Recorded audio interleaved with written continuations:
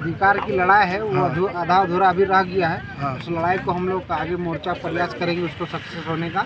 पर है कि वो जो डीआईजी का जो बयान है वो बेतुका बेहुदा किस्म का है। हमें तो समझ नहीं आता, पढ़ लिख के डीआईजी बन गया है, मगर अकल नाम का चीज नहीं, पूरा क्लियर स्पष्ट दिख रहा है वीडियो फुटेज में।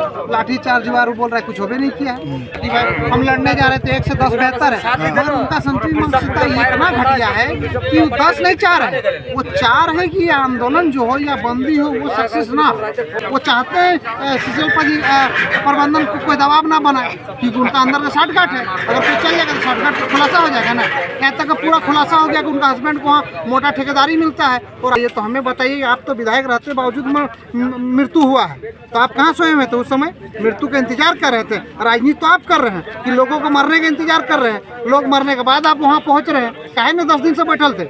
जब आप बोलते हैं मेरा विधानसभा है, कोई आएगा नहीं, तब तो वहीं थे आपका घर। जब आप वहीं थे तो मृत्यु होने से पहले आप क्यों नहीं 1 महीना धरना में बैठे? क्या उस व्यक्ति को पता था कि कल यही प्रबंधक का लाठी डंडा से यही मार खा के मेरा बेटा मरेगा? तो क्या उस दिन वो कंपनी बैठा था? अधिकार की लड़ाई है वो आधा अधूरा अभी रह गया है। उस लड़ाई को हम लोग आगे मोर्चा प्रयास करेंगे उसको सक्सेस होने का।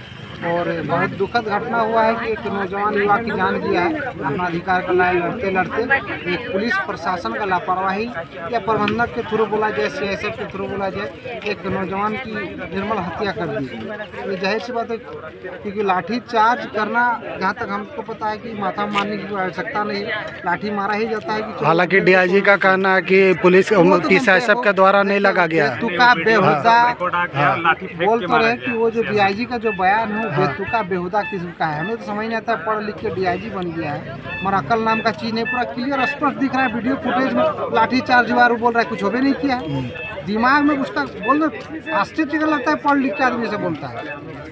जेएलकेएम जहाँ भी गया है मजदूरों के या हक, किसी के भी शोषित पीड़ित के हक के अधिकार के लिए आगे, तो वहाँ पे न्याय जहाँ तक हो सके दिलाने के प्रयास किया। तो क्या आज भी जो है प्रेम महतो और जो भी बाकी के विस्थापित है उनको न्याय मिल पाएगा? देखिए, जेएलकेएम का पहचान ही है विस्थापन, स्थानीय जो हमारा जो जलसन मुद्दे है। अगर कोई भी पार्टी अगर आगे चल के लड़ता है तो वो जेएलकेएम है, और हमारी पहचान ही बना है। भाषा आंदोलन से लेकर 3 साल में हमारी पहचान यही रहा। जहाँ तक इस लड़ाई की हम लोग जहाँ तक सकेंगे वहाँ तक लड़ाई लड़ेंगे। उसके लिए हमारा केंद्र अध्यक्ष जो भी कुछ देर में पहुँचने वाले हैं वो आएंगे, उनके साथ हम लोग कुछ करेंगे बोकारो को, और प्रयास करेंगे आज का जो बंदी है वो सफल हो। लेकिन इसके बावजूद भी कल जो देखने को मिला, साथ देने का जगह यहाँ की जो बोकारो विधायक श्वेता सिंह है वो टाइगर को ही रोकने के लिए आमदा हो गई। देखिए, उसमें 2 तरह का संदेश है। एक संदेश आप इस तरह का सोचिए कि संकृत मानसिकता इतना घटिया है कि आप एक लड़ाई लड़ रहे हैं जिसमें संख्या बल की ज़्यादा जरूरत है, ज़्यादा लीडरशिप आएंगे, ज़्यादा लोग साथ में अगर मिलकर लड़ाई को लड़ेंगे तो मजबूती के साथ लड़ाई लोग लड़ता है। नहीं बोलता है कि भाई हम लड़ने जा रहे थे 1 से 10 बेहतर है, मगर उनका संतुलन मानसिकता इतना घटिया है कि 10 नहीं 4 है। वो 4 है कि आंदोलन जो हो या बंदी हो वो सक्सेस ना हो। क्यों? क्योंकि उनका शॉर्टकट है कंपनी की तरफ से। वो जानते हैं कि आज जयराम महतो युद्ध का आइकॉन है। आज विस्थापन के लोगों को अगर दर्द आवाज का कोई रखता है तो जयराम महतो, अगर वो आएंगे अपने बातों को रखेंगे और अपना पक्ष को रखेंगे तो बेहतर ढंग से रखेंगे, उनका आवाज़ मजबूत होगा। पर वो चाहते हैं कि उनका आवाज़ कमजोर हो। वो चाहते हैं मृतक परिवार का कोई बात ना करे। वो चाहते हैं सिसलपा प्रबंधन को कोई दबाव ना बनाए, क्योंकि उनका अंदर का शॉर्टकट है। अगर कोई चल जाएगा तो शॉर्टकट खुलासा हो जाएगा ना। यहाँ तक पूरा खुलासा हो गया कि उनका हस्बैंड को वहाँ मोटा ठेकेदारी मिलता है। और आज जिस विस्थापन को लेकर अभी तक मुद्दा सॉर्ट आउट नहीं कर पाए, वो जवाब दे कि उनके तो पूरा खानदान ही वहाँ से राजनीति किया है। विधायक रहे, उनके ससुर जी मंत्री रहे, तो क्या जब उनसे नहीं हो पाया और आज विधायक जी बोल रहे कि हमारे यहाँ के इस तरह का आप विवाद नहीं फैलाइए, तो हमें बताइए, आप तो विधायक रहते बावजूद मृत्यु हुआ है, तो आप कहाँ सोए हुए थे उस समय? मृत्यु का इंतजार कर रहे थे। राजनीति तो आप कर रहे हैं कि लोगों को मरने का इंतजार कर रहे हैं। लोग मरने के बाद आप वहाँ पहुँच रहे हैं। काहे में 10 दिन से बैठल थे?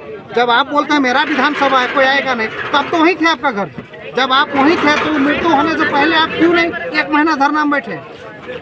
तो आज जो अलग अलग बैनर के जगह क्या सब कोई एक मंच पे आकर के आज लड़ेगा कि आज भी उसी तरह वहाँ देखने को मिलेगा? लड़ाई नहीं है। मैं बार बार बोल रहा हूँ कि जेएलकेएम कभी भी स्वागत हो। हमने तो कभी नहीं कहा कि कांग्रेस के लोग नहीं करे। हमने तो कभी नहीं कहा आजसू हो चाहे भाजपा हो चाहे राजनीतिक दल, हमने तो कभी विरोध नहीं किया।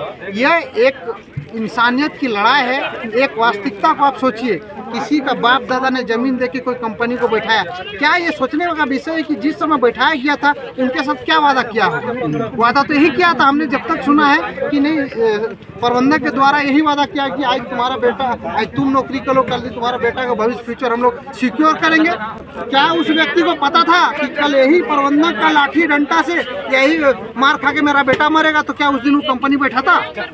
अगर इस चीज का कभी अगर थोड़ा सा भी अंदाजा रहता तो उनके पास जमीन रहता तो कम से कम खेती बाड़ी करके अपना गुजारा कर सकता, अब तो जमीन भी नहीं रहा। अरे नहीं भी खेती तो अपना जान किसको प्यारा है हमको बताइए? कौन ऐसा मर्द है कि नहीं चाहेगा कि जानबूझ के अपना जान दे दे? हमें बताइए।